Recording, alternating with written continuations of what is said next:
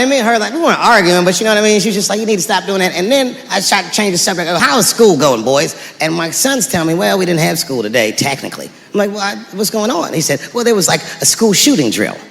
I never heard of this. You know what this is? They have drills that they make kids do where they practice what to do if somebody comes to shoot up their school. I'd never heard that before. I was like, what the fuck? Then I had to tell my sons the truth. I didn't want to tell them this shit. Son, listen to me. Fuck that drill. If somebody comes to your school and wants to shoot it up, I'm just gonna be honest with you. You probably gonna get shot, nigga. I'm just being real. You got a famous dad. I talk a lot of shit. They gonna be gunning for you, little buddy. Just stay low and run in a zigzag pattern and don't try to save anybody, son. Do you understand me?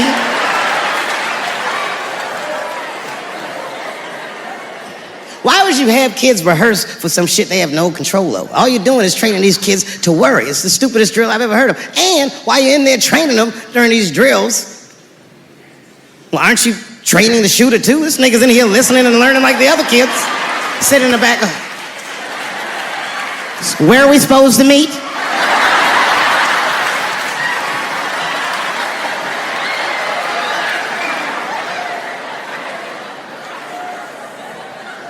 If you're a parent, this shit is terrifying.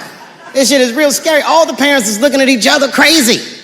Because we know as parents that one of us is raising the shooter. Just don't know which one of us it is.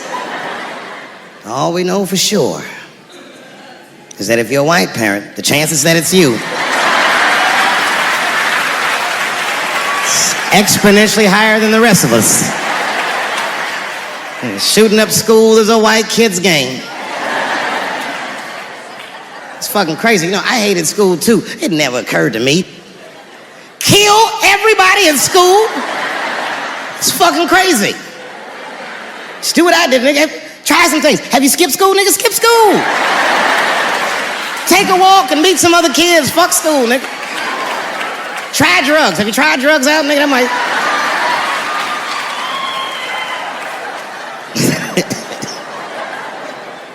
Some scary shit.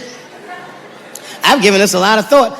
I don't see any peaceful way to disarm America's whites.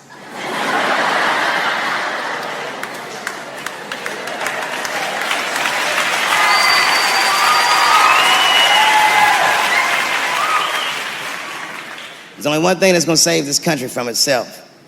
Same thing that always saves this country from itself. And that is African Americans. Right.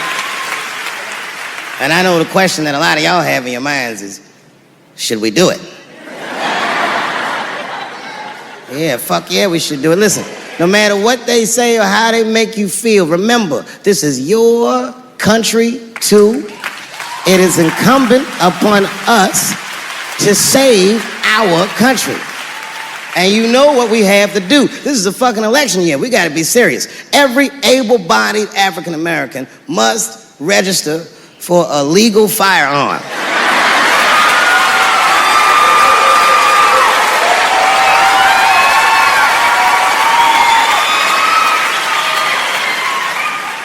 That's the only way they'll change the law.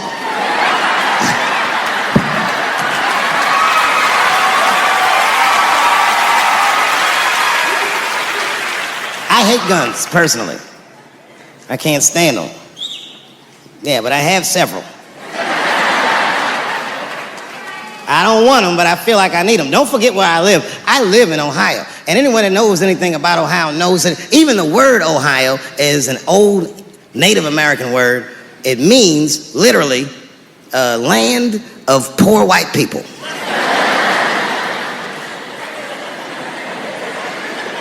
And I don't know what's going on down here, but in my experience, poor white people love, and I mean they fucking love, heroin.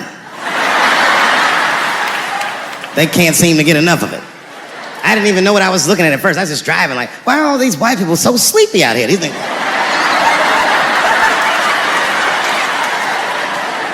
It's really bad.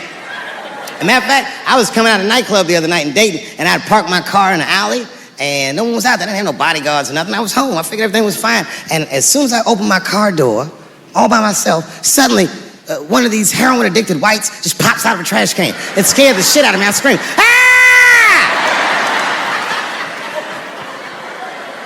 And then I realized it was a woman. She was fucked up. She's like, hey man, relax, okay?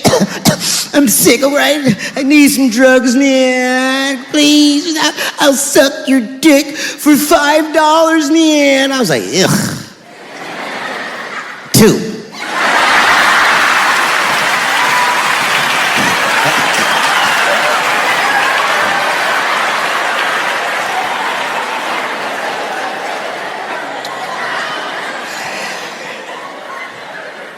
Obviously, I'm joking.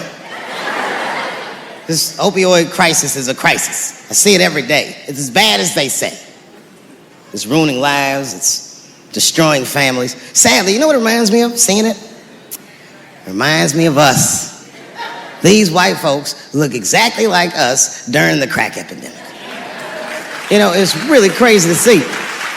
And all this shit they talk about on the news about how divided the nation is, I don't believe it. I feel like nowadays we're getting a real good look at each other.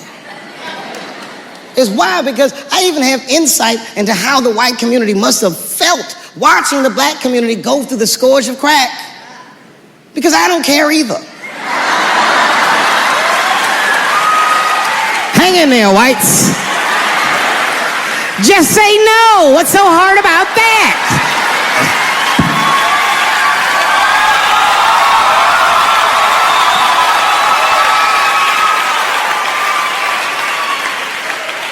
Remember when y'all said that to us? But it's okay.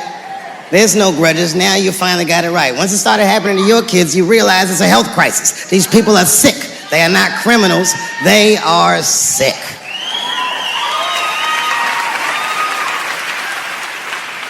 Be that as it may, I'm armed to the teeth. First gun I bought was a 12-gauge shotgun. I didn't want the gun. Remember, though, I'd moved to a farm, and I was sitting there on the porch, and I see a white dude walking across my property, entitled, like he's supposed to be there. He had a rifle over his shoulder, too. Ain't that a bitch? I said, what the fuck is this guy doing on my property? I was mad as shit, but I was unarmed. So I ended up just waving to this motherfucker like a bitch. I was just like...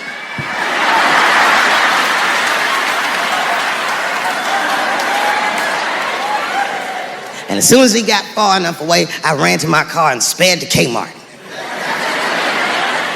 This is in a rural white area. And remember, I was nervous because a guy was on my property. I'm black and I was sweaty. You know what I mean? And I ran to the gun counter, black and sweaty, sweating and black. And I looked up at the nigga, I was like, I look like a slave or something. I said, I need a gun immediately, like that, just like that. The guy didn't answer, no questions. He just grabbed a 12-gauge shotgun, handed it to me. I'd never even held a gun before. I'm not a dummy. I'm like, well, I need some bullets too. And the guy reached under the counter, put 2 box of shells on the counter. He said, all right, buddy, which box do you want? And I didn't know. One box had pictures of some ducks on it.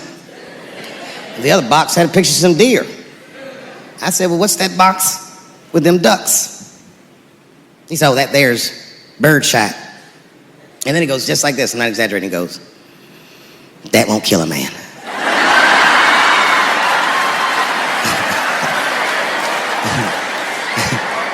He said, it'll just pepper him up nicely. I said, what the fuck? Pepper? You know what it means to pepper a motherfucker up? It means that when the shell explodes, hot BBs will shoot out of the barrel of the gun, not killing a motherfucker, but penetrating their skin and shallow flesh. Boy, that's gotta hurt. Hot BBs? Remember when Dick Cheney shot a motherfucker in the face and he lived? That was birdshot. I said, well, what's that box with the deer on it? He goes, oh, that there's buckshot. That'll put a hole in the goddamn truck if you wanted to.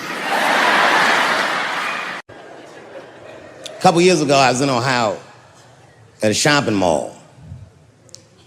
An old white lady, this is true, she was following me around the mall, which sounds paranoid, but I'm sure she was following me.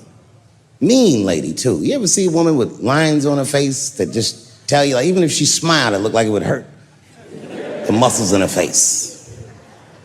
I knew she was following me because she was at places that had nothing to do with her. I'd be looking around like, what is this old bitch doing in GameStop and Foot Locker and all the places I like to go? Every time I see her, she'd just be looking at me on me. And eventually, I forgot about her. So then after I'm shopping, I go all the way to the back of the parking lot. I'm parked all the way in the back. And as soon as I open my car door, I hear a voice go, David Chappelle. Just like that. I didn't even have to look. I knew it was her. And I looked back, and sure enough, there she was, that face. To be honest with you, she probably wasn't even that old. She's probably around my age. But she was a white woman. This bitch looked terrible. I kept my cool. I was nice. I said, hello, miss. And she didn't say anything back. All she said was, I watch your comedy. I said, uh-oh. And then she says, it's true. She goes, it sounds to me like you hate women. I said, well, you know what, miss? It's art. And you're free to interpret this art however you'd like. But I can tell you, as the maker of this art, that I don't believe that I feel that way. And she said, well, I think. And I said, shut up, bitch. Shut the fuck up. Before I kill you and put you in the trunk. Ain't nobody around here.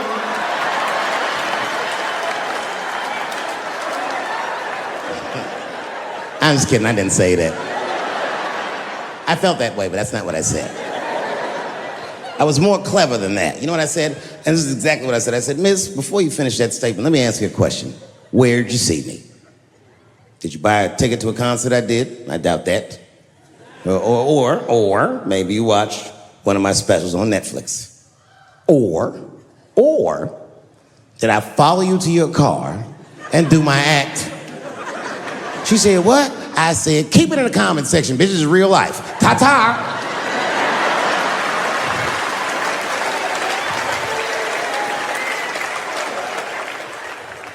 And then I drove off. You can see it. You ever have this happen? This is how confusing it is. This is the practical application of what I'm talking about. Like a guy be out, this happens to a lot of guys. You be out at a club, bar, right? You just kicking with your boys, and a girl walks by, and man, she looks good. She looks good. Not good in that classical way. I mean, you know, I'm talking good, like she got half her ass hanging out her skirt. Her titties are all mashed together, popping out the top of her turtleneck and shit.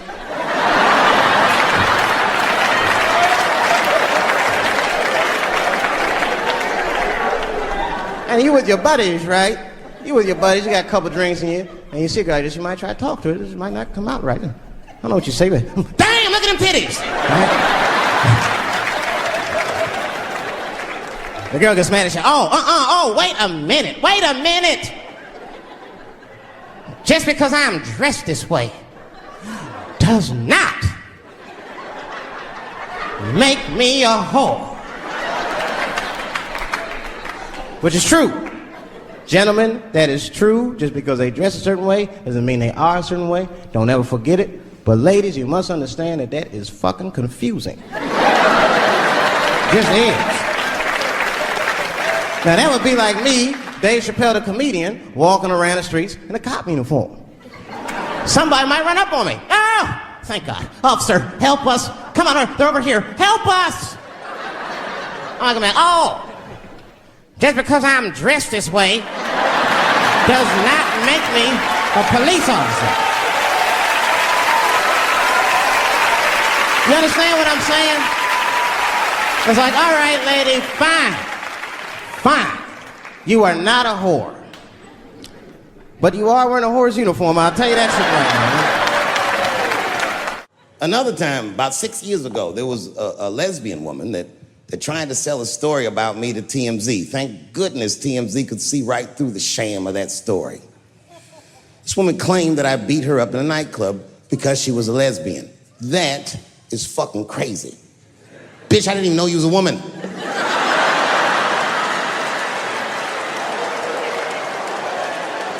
Thank God TMZ didn't believe that. Because I did beat the shit out of her, I'm not gonna lie. It was her fault. I had no choice. I came in the club minding my own business, and a woman came up to me. She goes, "Oh my God, Dave Chappelle." And I was just being reciprocally nice. "Hey, miss, how are you?" Blah, blah, blah. Benign talk, nothing to it. And all of a sudden, this lesbian fellow stepped between us. "Hey, nigga, that's my girl." I said, yo, my man, back up like that. She said, "I ain't backing up off shit, nigga, that's my girl." I said, "Bro, you're gonna have to give me 3 feet like this." She said, "Stop calling me a man, motherfucker. I'm a woman." I said, "What?"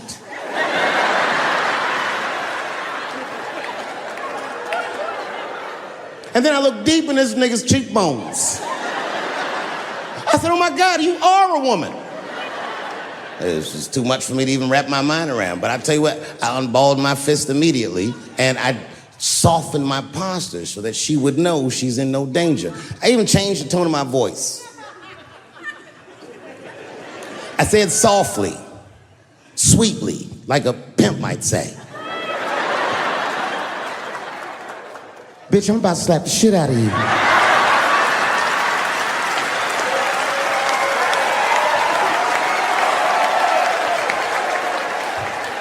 I should have done it. Oh, I wish I didn't say that. She dropped that foot back. Boop, she was in a perfect southpaw stance. Her shoulders were angled correctly. Her head movement was good. I said, "Oh no, this bitch boxes for real." She threw a wild hook at me and I saw it coming from yesterday, so I slipped it like this. I had no choice. I had to go to work. I let that jab go. You should have seen me go, nigga. I tenderized them titties like chicken cutlets.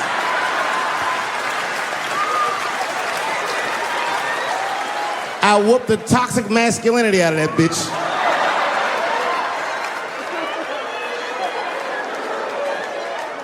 I'm sorry, ladies. I got a fucking Me Too headache. Y'all is killing me right now. It's really fucking tough to watch what's going on. You know, ladies, I said it in my last special, and I got in a lot of trouble for this. I told you were right. But the way you're going about it is not going to work. But I'm biased. I said it. Louis C.K. was a very good friend of mine before he died in that terrible masturbation accident. And it was his room. You read the story. He was masturbating in his own room. That's where you're supposed to masturbate. And then he said, "Hey, everybody, I'm gonna pull my dick out." Nobody ran for the door or nothing like that. They all just kind of hung out like, I wonder if this guy's serious. And he came on his own stomach. There it is. What is the threat? Have any women ever seen a guy that just came on his own stomach? This is the least threatening motherfucker the earth has ever seen. All you see is shame in their face and cum dripping down like pancake butter.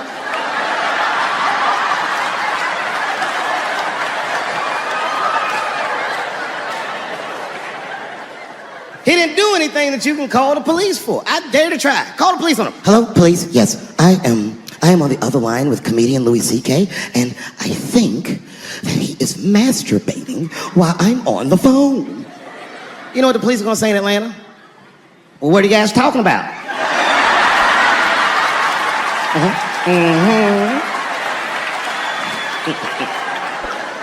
Caitlyn Jenner, whom I've met, wonderful person. Caitlyn Jenner was voted Woman of the Year. Her first year as a woman. Ain't that something? Beat every bitch in Detroit. She's better than all of you. Never even had a period. Ain't that something? Oh, I'd be mad as shit if I was a woman. I'd be mad if I was me. If I was in a BET Awards sitting there and they're like, "And the winner for Nigger of the Year, Eminem, my man." The only thing in our society that bothers me the most is the way that men and women don't get along no more. That's really what's bugging me about it. Men and women just don't get along. Like, I hear women say this all the time. I know a lot of you sisters be like, "Chivalry is dead." Don't you? Don't y'all feel that way? Like men aren't gentlemen anymore? That's right. Chivalry is dead. And women killed it.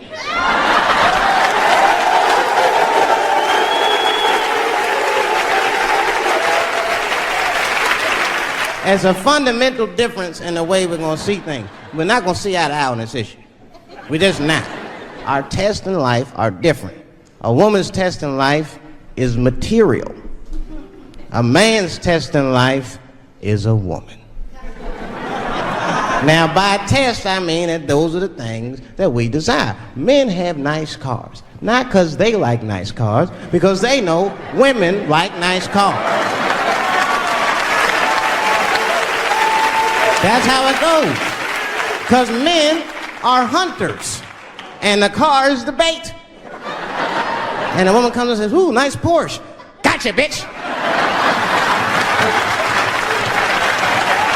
That's how it is. That's true. Come on now, you go to a woman's house, her house be comfortable as shit. Women love comfortable surroundings, so men get comfortable surroundings. Let me tell you something. If a man could fuck a woman in a cardboard box, he wouldn't buy a house. But that's still not where chivalry got killed. Chivalry got killed by the feminist movement on the magazines that got women going crazy, because women got too much advice about men from other women. And they don't know what the fuck they're talking about.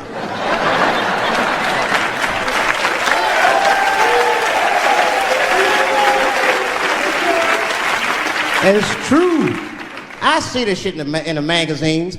I don't read them, but I be seeing the cover. I be in the grocery store, fellas, you look at one of the magazines like, what is this? And they say on the cover, 100 Ways to Please Your Man by some lady.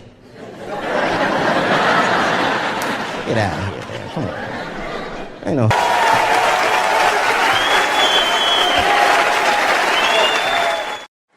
Well, I have some very bad news for the people in the front rows. I heard that some of you paid as much as $800 for your tickets. Sadly, I did this same show a couple weeks ago in Atlanta for $60 a head. Can you imagine? Nigga, you could have flown to Atlanta, got a hotel, had some dinner, and came back and you still have a little money left over, niggas. Paid way too much just to see me in this gay-ass neighborhood. All right, let me roll up my sleeves and tell these pussy jokes.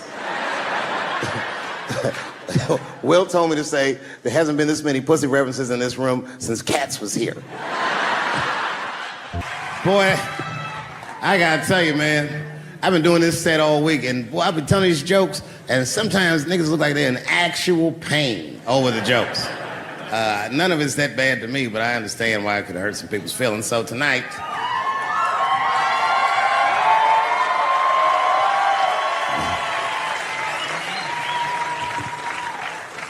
I'm gonna give you an opportunity that I rarely give anybody.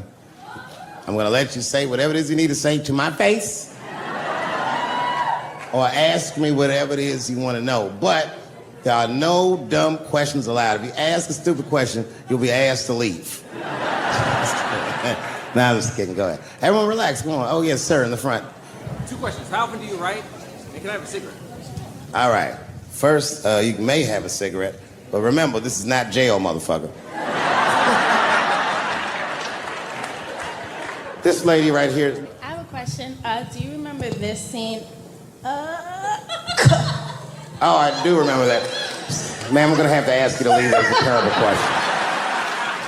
This gentleman in the front with the salmon-colored shirt on. I was wondering if you had any advice for young comedians that you generally give, and... Are you thinking of doing comedy? I've never done it before, but watching you has made me want to try it.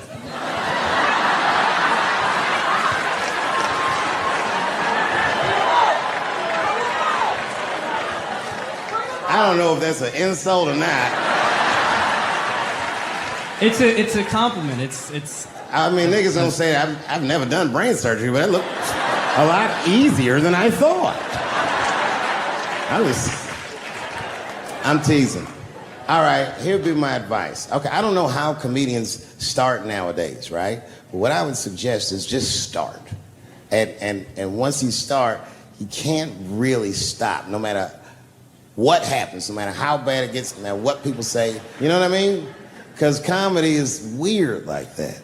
You know why I hate watching other comedians do comedy? Not because I hate other comedians, but because I love comedy so much. It's like watching somebody else fuck your girl. And I say, fuck her better than that. Yes, you on the aisle up there, the lady with the long. Yes, you standing up. I see you. My favorite book of all time, The Narrative of the Life of Frederick Douglass. That guy with the baseball hat. Marry, fuck, kill, Michelle, Rihanna, Oprah. Wait, who's Michelle? Oh, Obama. Well, sir, you're putting me in quite the pickle. I can't say I'll fuck Michelle Obama. That's insane. Well, I guess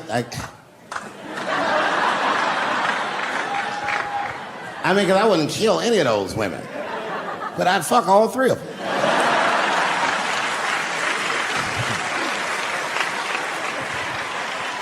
The gentleman in the blue Oxford standing up. Tell us the story with Charlie Murphy. Tell a story about Charlie Murphy? Or your favorite. Boy, there's so many good Charlie Murphys. You know, the thing with Charlie Murphy is he used to just make us laugh all the time.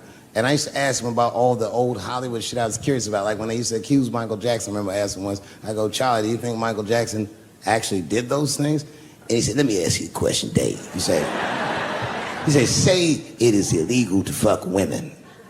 How long are you staying out of jail? So God bless Charlie Murphy, wherever you are. Charlie, I love you. Who do you think is going to win the 2020 election?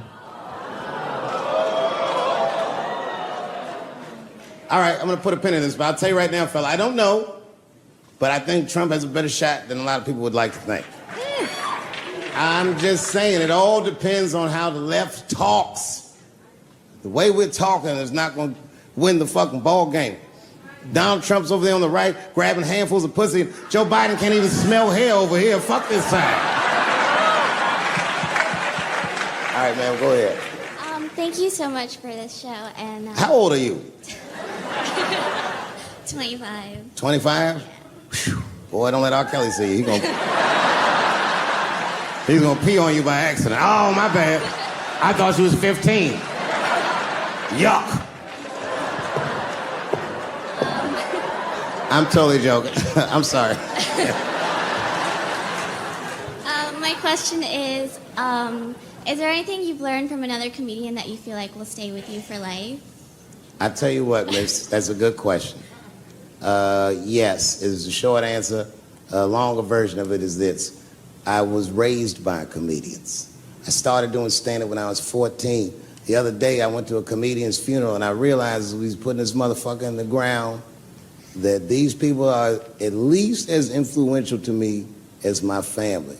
I rock with these niggas till the wheel falls off. We fight and we fuss and we are jealous of each other and we get mad at each other, but my life wouldn't have been what it was without each and every one of them, and I consider them my family. That's the answer. Still hadn't figured out exactly how to say what I wanted to say, but I was doing pretty good, and I was doing some Me Too jokes, and a woman stood up from the audience and she was crying. Clearly, it was a white woman. She says to me, you can't say that. It's 200 seat room, it's a very small room. I'm like, what the fuck are you, like, miss, are you okay? What are you doing? She said, you can't say that. I said, yes, I can, it's my show. I'll say whatever the fuck I want. I was like, ooh, like this. And then she gets up from the table and she starts making a big like show of just pushing through the aisles and all this stuff. And there's like a curtain right before the front door. And she gets to the curtain and she's crying. It's fucking crazy. She says, I'm sorry I was raped. It's a fucking comedy club. It's like loud farting getting out of an elevator. Nothing funny can happen in here. Now I'm trapped in a room with this woman's fucking stink.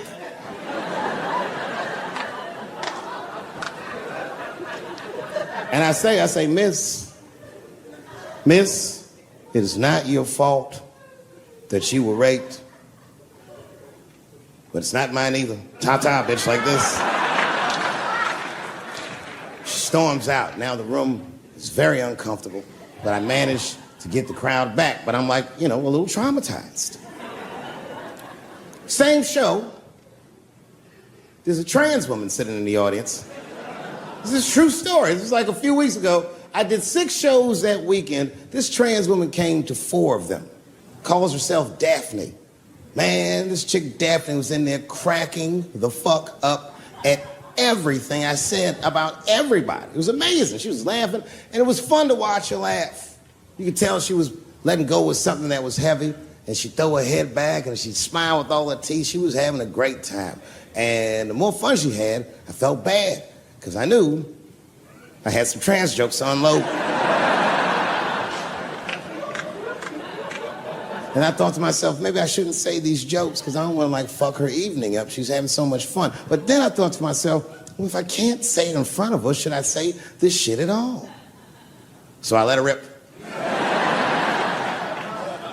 And to my surprise, Daphne laughed harder at the trans jokes than anybody in the room. In fact, everybody in the room would look at her to make sure it was okay.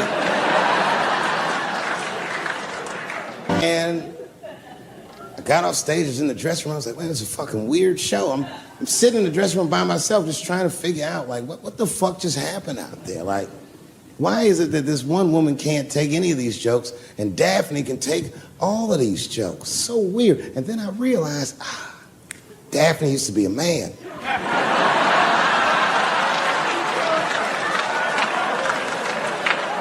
So now I go out of the dressing room and like you can see like all the staff is there like cleaning the club up, the audience had gone, and sitting at the bar by herself was Daphne. And she's like, hey, Dave, come join me for a drink. And I don't want her to think that I'm transphobic or nothing, so I'm like, fuck, I guess I could have at least a drink. And we get some tequila and we're sitting there. And she was fucking cool. Turns out that Daphne, she wants to be a comedian.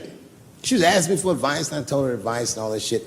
And then she says to me, she says, boy, you sure do get a bad rap for your trans jokes. I said, Daphne, thank you, but you don't have to say that. I hope I didn't offend you. She goes, no.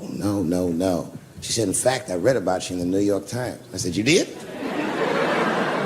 She said, yeah. She said, I thought it was interesting that they blamed you for R. Kelly. They said you normalized him for telling jokes about him. I go, yeah, they said that. She goes, I wonder why they never said that you normalized transgenders by telling jokes about us.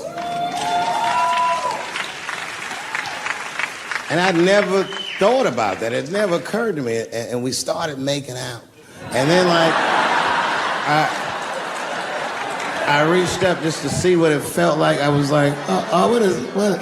And it felt like pussy, didn't it? I was just like, go ahead, ask me a question. What the fuck you gonna do if Trump get reelected? What am I gonna do if Trump gets reelected? Probably get a significant tax break.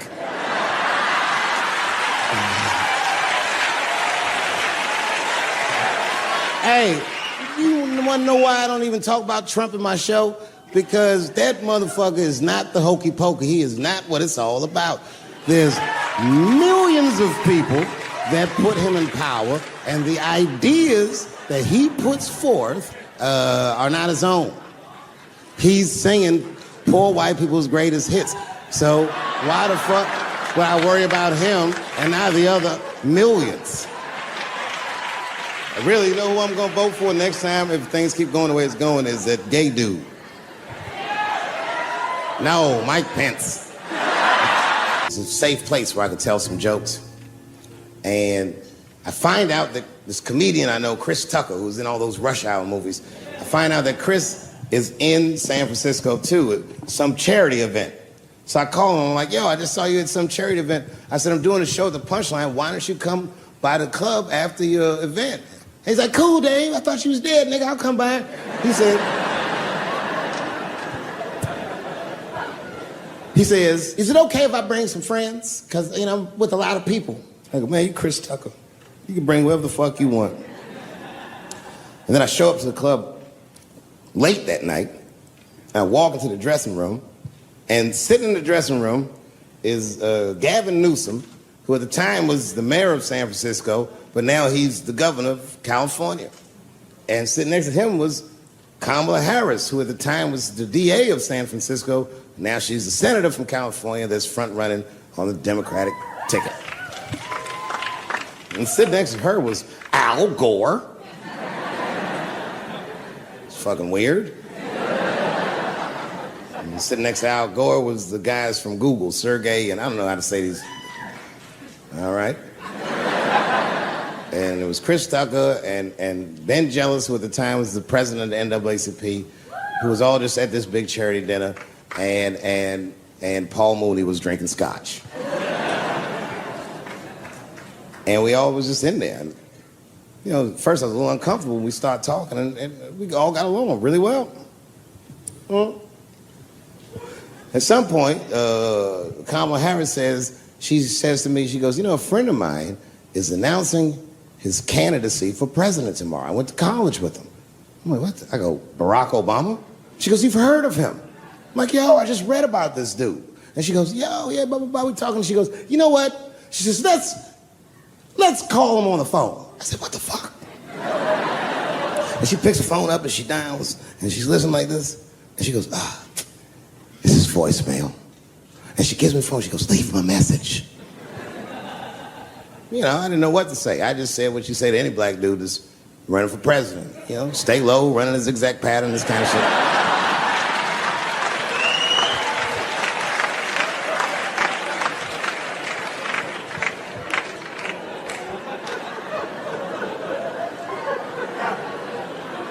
And then the last thing I say is, you know what? I said, sir, I really do believe you can do this. Like, man, I'm wishing you luck.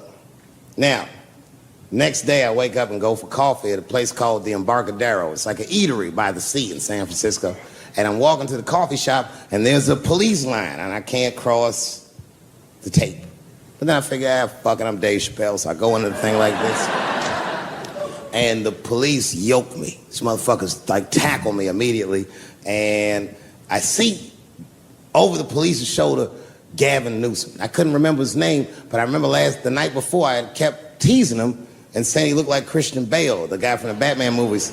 So I see him and I can't remember the name, so I'm just like, Batman, help!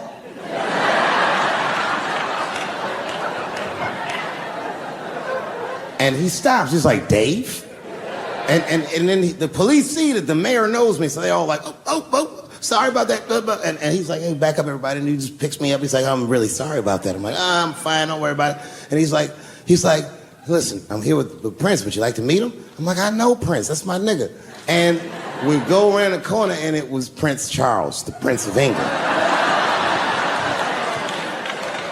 I didn't know the protocol of meeting royalty. You're not supposed to touch him. I dapped him up like a nigga. My nigga. Hugging him and shit like this, dapping him up, and that nigga was cool too. I was like, it's really fucking weird. And then I was just out there in the upside down, not having no TV show, trying to figure life out, and the election was going on in the background, and this guy, Barack Obama, was picking up steam. This motherfucker was killing it. And I had a chance to go to the last debate on the Democratic ticket, and I went. It's me and Chris Tucker, sitting in Myrtle Beach, South Carolina. It's the last three candidates. It was Barack Obama, John Edwards, and Hillary Clinton. Now, Obama's a lot taller than Edwards and Clinton, and he had the center podium. And at one point, they're all on stage, and they start fussing, and Obama goes, look, none of us are perfect, like this. And his hands was like this, and there was light shining behind his head, and the other two candidates was looking up at the nigga, and I was sitting in the audience like, this nigga looks like Jesus.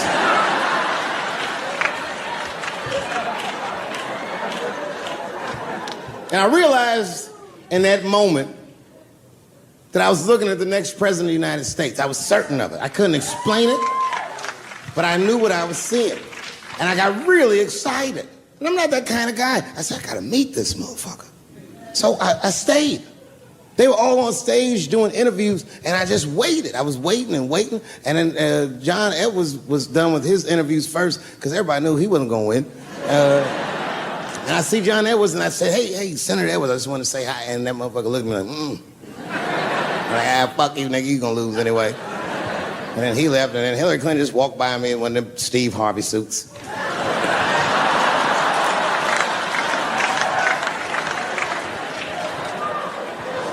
But Obama was taking forever. Everybody wanted to talk to him. When I knew the media saw exactly what I saw, there was no question about it. That was the guy. I waited and I waited, and finally, it must have been over an hour and a half, he finishes his last interview. He's like, well, thank you very much. Good talking to you. And he turns around, and we make eye contact. He sees me, and when he sees me, he looks over, he goes, Dave Chappelle. And Obama did me the same way I did Prince Charles. He dapped me up. And he like bro hugged me and he pulled me in and I'll never forget this. He said in my ear, "I got your message." Thank you very much, New York. The second time I met O.J. Simpson.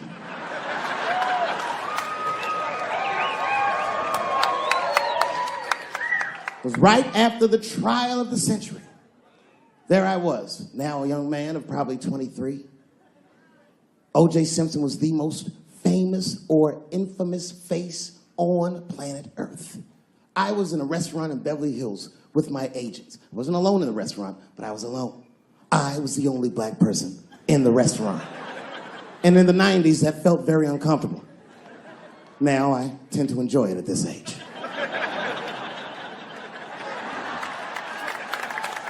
I was having dinner with my agents, celebrating a deal that they told me was lucrative, but I later learned fucking sucked. And suddenly, a group of women walked by. Every race was in that group. Black, white, Asian, Latina, white, and white again. They were all gorgeous. I watched them walk by. Then, I saw a familiar face. Al Collins, the man from the infamous Bronco check towards the door. Couldn't believe what I saw. And then, close behind him, was O.J. Simpson, newly released from jail. The restaurant fell still. I was shocked. I didn't mean to say it out loud, but it just came out. O.J. He stopped, turned around to see who said it, saw my black face, and correctly assumed it was me.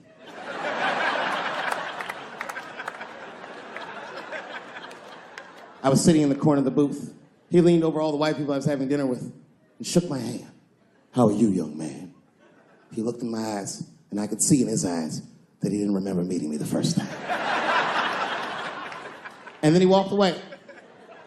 And I looked back at my agents, and all of them had nothing short of disgust on their faces.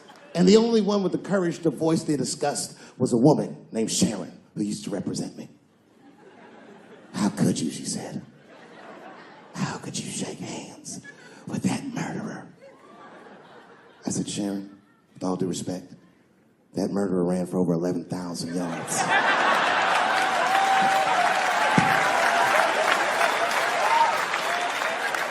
And his glove didn't fit. Glove didn't fit. Get over yourself." Some people can't do that. Some people just can't get over themselves. Gay people have a hard time doing that recently. Here we go. Here comes the deep water. No, recently I've noticed that. I noticed it with that Manny Pacquiao controversy. Yeah, no, it was now in the gay community's defense, Manny Pacquiao said some outlandish shit about gay people.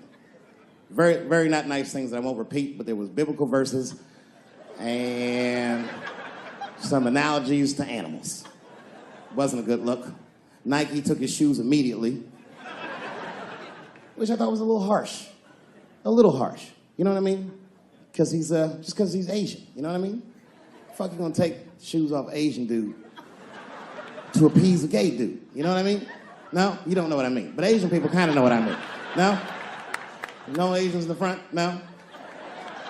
No, this is what I mean. Okay, look. Okay, you're an Asian dude. No, I say this with no disrespect. But we're all Americans, right?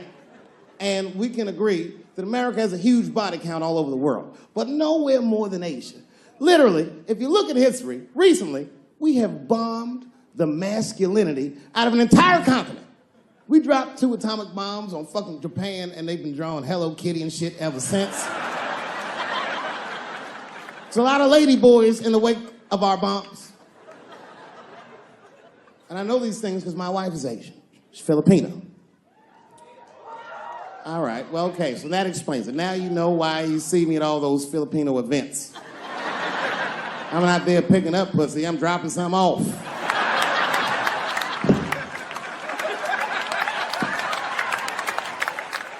I take my wife to all that shit. I took my wife to see Pacquiao fight Mayweather. We sat ringside, okay? That was a quiet car ride home. That's what that was. But if you know what's popping in the Philippines, you know that they got a whole generation of kids in the Philippines growing up without their mothers. Yes. A lot of women in the Philippines go to the Arabian Peninsula, they come to the United back home, which is still one of the number one staples in the Philippines economy, money that their expats send back to the Philippines.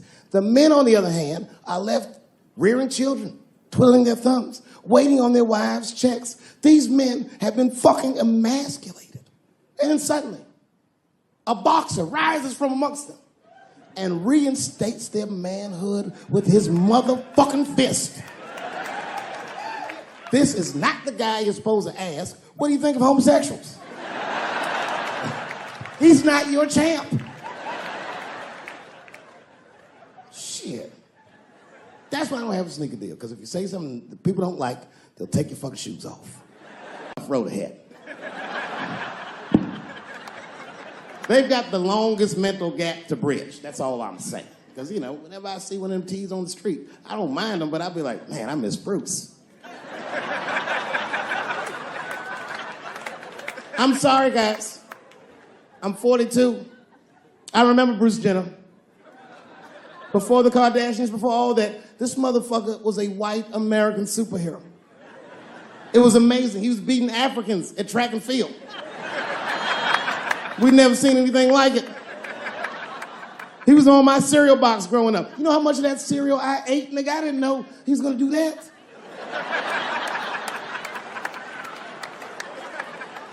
I knew before you guys knew. I heard things on the street in Hollywood. You know, you just be out, see people. Hey, what's up, Kanye? Why the long face? Nigga, you'll see. I got 2 mother-in-laws now.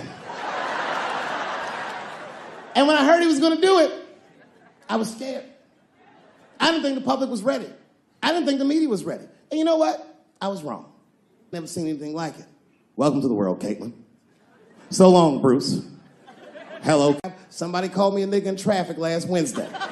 It's so long, it takes a minute.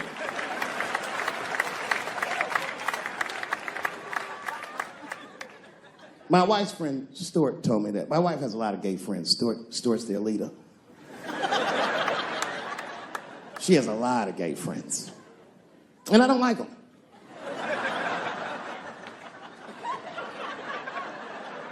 Not because they're gay, I'm just judging them on the merits of their character. They're just not nice dudes. They're fucking rude house guests. They're sitting on my couch, giggling with my wife, eating my motherfucking macaroons.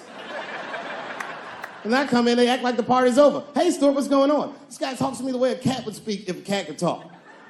Hi, David.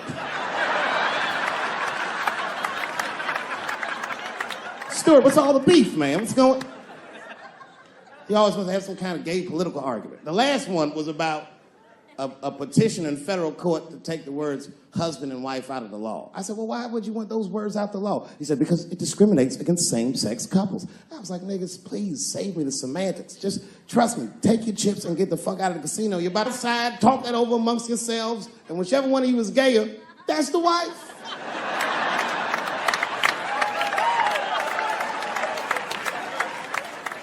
No, Stuart didn't like that. Stuart educates me about this movement, you know what I mean? I didn't even know shit about it. He told me it's called LBGTQ.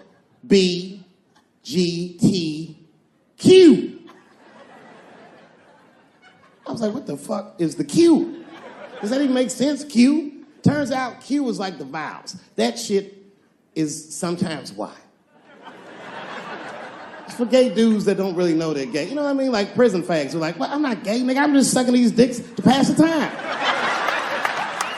I'm not G, I'm Q. Ugh.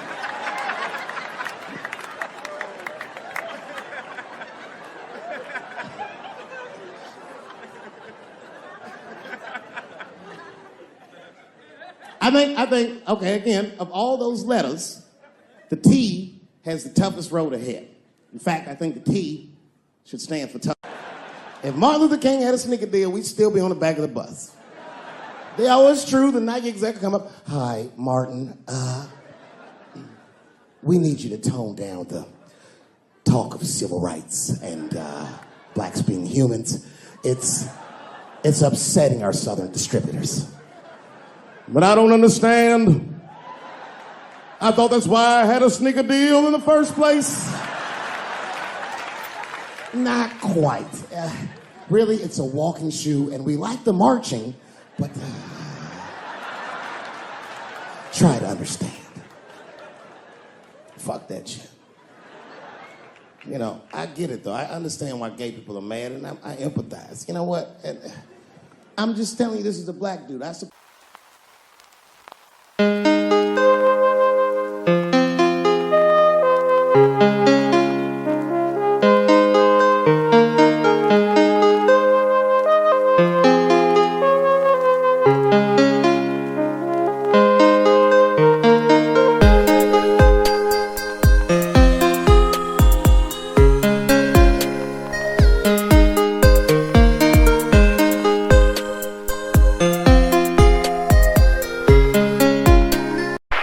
Thank you very much.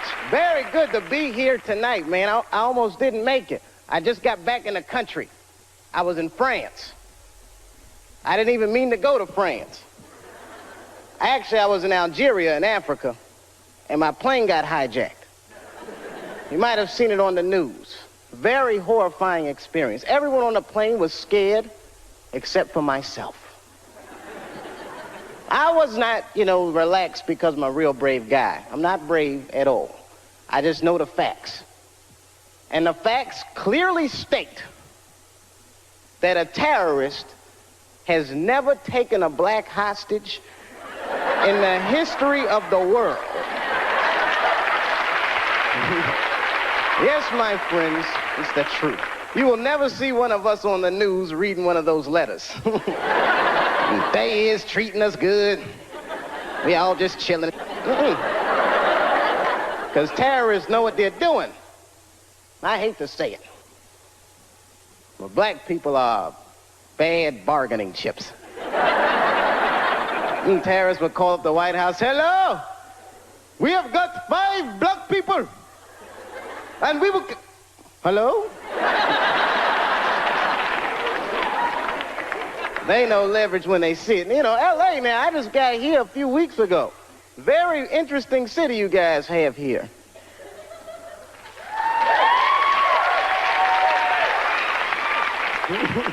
I guess you like it. I like it too, man. I just gotta get used to the pace of this place. I mean, I look like a real slow guy, but I like contrast.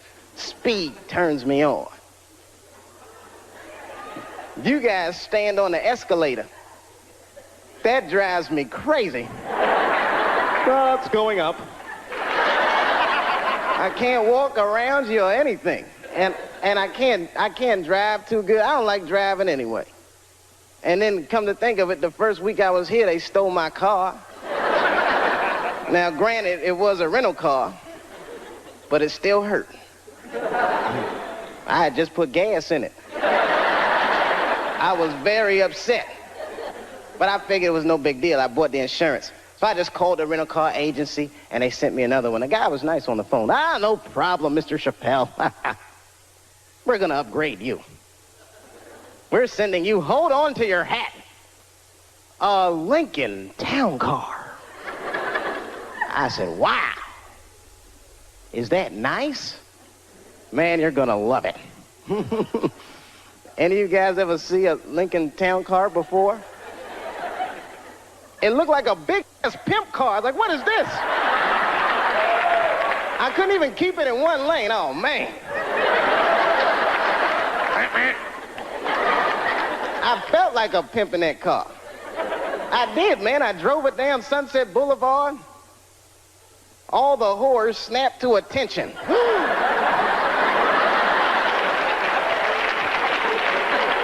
A lot of weird stuff happens here, man. You guys on a roll with your natural disasters and riots and woo! This place is, it really fascinates me. New York is bad too. I live in New York now. New York's bad.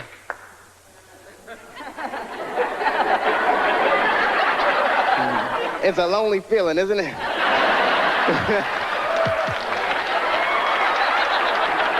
I know how you feel. It's different, isn't it? New York is bad in a different kind of way. It's so dirty, man. The wildlife is dirty. You ever see a New York squirrel? I'm scared of squirrels because of them. They are just filthy. Any of y'all know what squirrels are supposed to eat? Anybody? Nuts. That's what I thought. You know what I saw a squirrel eating in New York? An egg McMuffin. Something is right. Anything they can find. They chew gum, they smoke old cigarettes. They're just foul animals, man. That whole city is crazy. I don't know. You ever notice, I don't know, like I see a couple kids in here.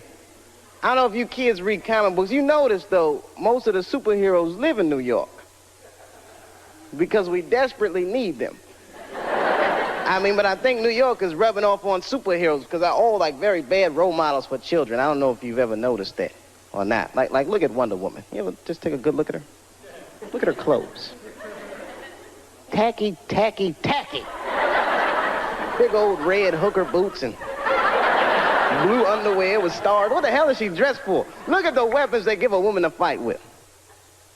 A golden lasso that makes you tell the truth. What is she gonna do with that? You know, just catch a bad guy. Gotcha!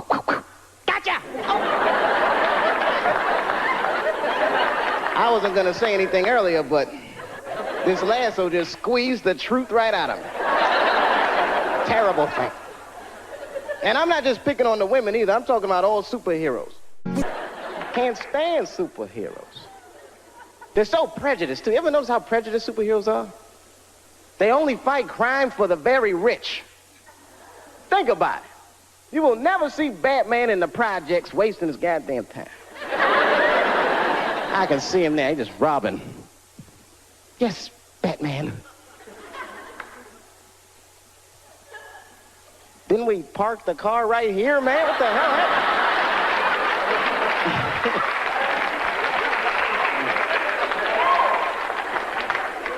Something about New York. New York diversified me, though. I learned a lot about culture there. I'm a big culture buff. I don't know. I don't want to point anybody. Anyone here in the audience Jewish? Shalom. A little something I picked up. Actually, I like everybody, but I'm going to have to be honest. Jewish people are my favorite white people. You guys are the only ones that can grow an afro if you really wanted to. I am so impressed by that.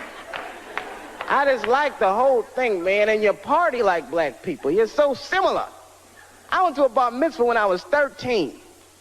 One of the 3 best parties I've been to in my life. We got down. I walked in there. Everyone from school was there.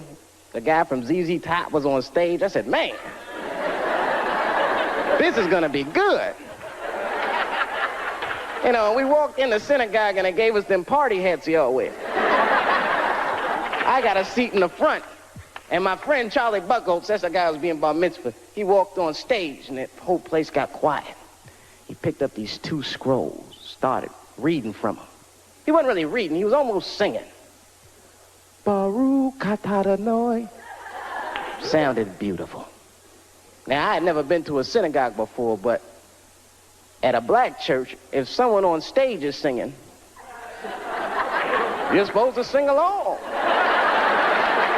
Whether you know the words or not. I did the best I could.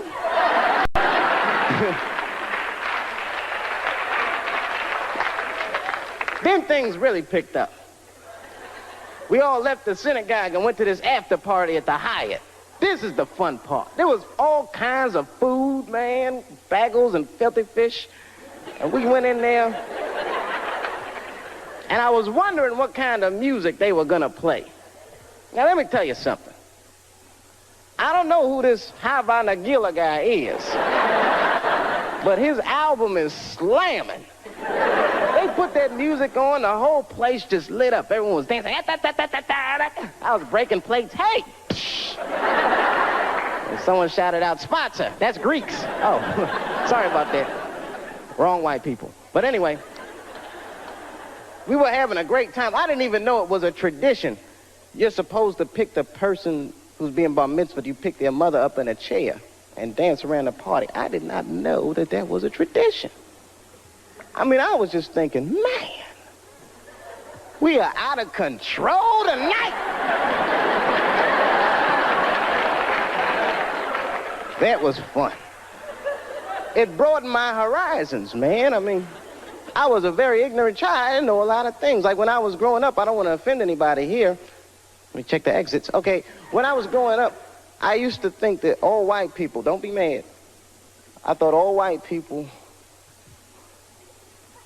were happy. Just to be white. I know it sounds silly. I thought you just walked around, hallelujah, I'm white. This feels great. Taxi. Just checking. Go ahead. Thank you, everybody. Dave Chappelle. Dave Chappelle. Excellent, Dave. Excellent. Dave Chappelle, ladies and gentlemen.